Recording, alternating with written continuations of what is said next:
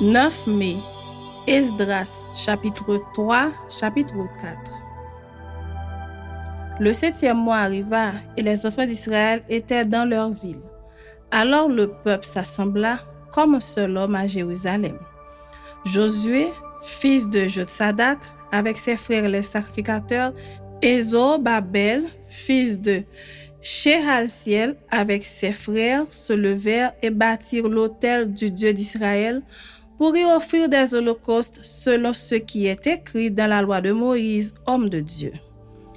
Ils rétablirent l'autel sur ses fondements, quoiqu'ils eussent à craindre les peuples du pays, et ils y offrirent des holocaustes à l'Éternel, les holocaustes du matin et du soir. Ils célébrèrent la fête des tabernacles, comme il est écrit, et ils offrirent jour par jour des holocaustes selon le nombre ordonné pour chaque jour.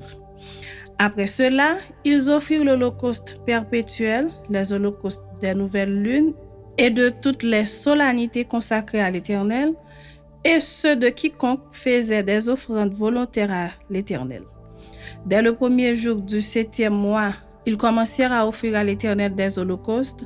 Cependant, les fondements du temple de l'Éternel n'étaient pas encore posés. On donna de l'argent aux tailleurs de pierre et aux charpentiers, et des vivres, des boissons, et de l'huile aux Sidoniens et aux Tyriens, pour qu'ils amenassent par mer jusqu'à Japhos des bois de cèdre du Liban, suivant l'autorisation qu'on avait eue de Cyrus, roi de Perse.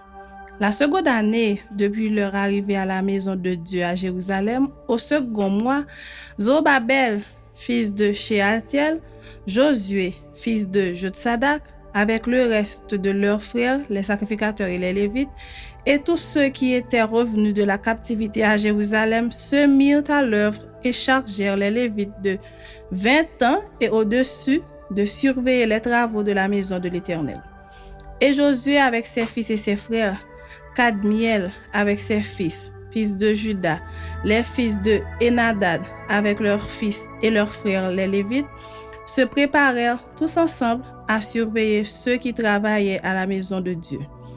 Lorsque les ouvriers posèrent les fondements du temple de l'Éternel, on fit assister les sacrificateurs en costume avec les trompettes et les Lévites, fils d'Asaph, avec les cymbales, afin qu'ils célébrassent l'Éternel d'après les ordonnances de David, roi d'Israël. Ils chantaient, célébrant et louant l'Éternel par ses paroles, car il est bon, car sa miséricorde pour Israël durera toujours. Et tout le peuple poussait de grands cris de joie en célébrant l'Éternel, parce qu'on posait les fondements de la maison de l'Éternel. Mais plusieurs des sacrificateurs et des Lévites et des chefs de famille âgés, qui avaient vu la première maison, pleuraient à grand bruit pendant qu'on posait sous leurs yeux les fondements de cette maison. Beaucoup d'autres faisaient éclater leur joie par des cris, en sorte qu'on ne pouvait distinguer le bruit des cris de joie d'après le bruit des pleurs parmi le peuple, car le peuple poussait de grands cris dont le son s'entendait au loin. Chapitre 4.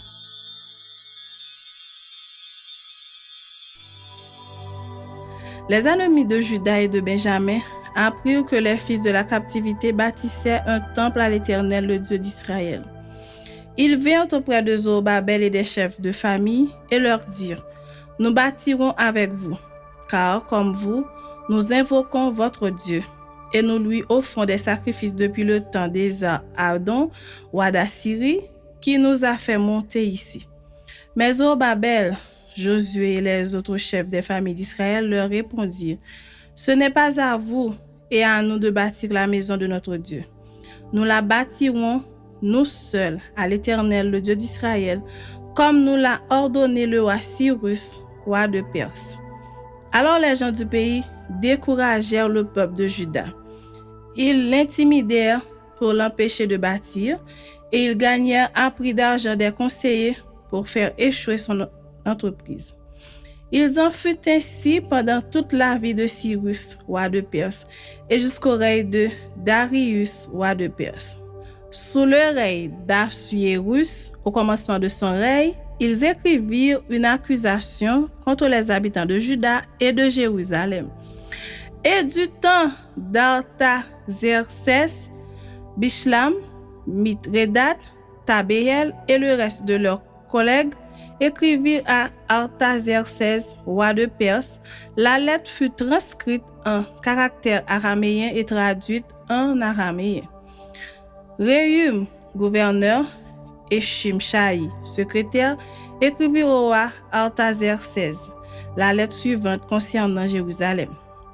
Réhum, gouverneur, Shimshaï, secrétaire, et le reste de leurs collègues, ceux de Din, d'Arphazatak, de Tarpel, d'Apharas, d'Érec, de Babylone, de Suse, de Déa, d'Élam, et les autres peuples que le grand et illustre Osnapar a transportés et établis dans la ville de Samarie et autres lieux de ce côté du fleuve. C'est ici la copie de la lettre qu'ils envoyèrent au roi Artaxerxès, tes serviteurs les gens de ce côté du fleuve, etc. Que le roi sache que les Juifs partis de chez toi et arrivés parmi nous à Jérusalem rebâtissent la ville rebelle et méchante, en relèvent les murs et en restaurant les fondements. Que le roi sache donc que si cette ville est rebâtie et si ses murs sont relevés, ils ne paieront ni tribut, ni impôt, ni droit de passage, et que le trésor royal en souffrira. Or, comme nous mangeons le sel du palais et qu'il ne nous paraît pas convenable de voir mépriser le roi, nous envoyons au roi ces informations. Qu'on fasse des recherches dans le livre des mémoires de tes pères, et tu trouveras et verras dans le livre des mémoires que cette ville est une ville rebelle, funeste au roi et aux provinces, et qu'on s'y est livré à la révolte dès les temps anciens.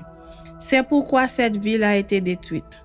Nous faisons savoir au roi que, si cette ville est rebâtie et si ses murs sont relevés, par cela même tu n'auras plus de possession de ce côté du fleuve.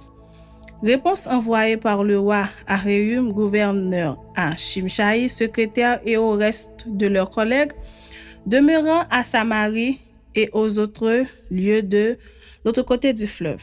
Salut, etc.